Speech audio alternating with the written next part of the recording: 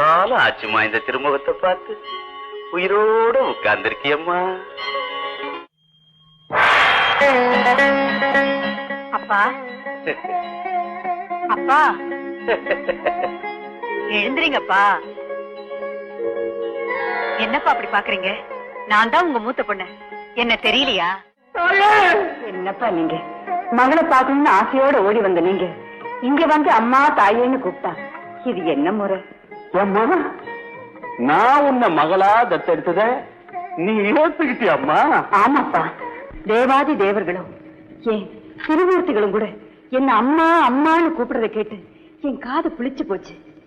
இந்த கலியுகத்துல யாராவது என்ன மகளேன்னு கூப்பிட மாட்டாங்களான்னு ஏங்கிக்கிட்டு இருந்தேன். அப்பதான் நீங்க என்ன தத்தெடுத்தீங்க. நான் பூரிச்சு போயிட்டேன். தங்கச்சிக்கு ஒரு மாப்பிள்ளை அனுப்பி வச்சிருந்தேன். அனுப்பிச்ச? ஆமா, உன் தங்கச்சிக்கு நாகதோஷம் இருக்குது, அந்த பிள்ளையாண்டானுக்கே கட்டி கொடுத்துடலாமா? அவங்க 2 பேரும் நல்லபடியா வாழறதுக்கு நீ ஏதாவது வழிவகை பண்ணுவியா? சூ போட்டு கேட்டுடலாம் தான் நான் இங்க ஓடி வந்தேன். அப்பா, அந்த பிள்ளையாண்டா மேல பாம்பு ஏறி இறங்கிச்சுல்ல, தோஷம் நீங்கிடுச்சு. எப்படி? நாகமா வந்ததே நான் தானே.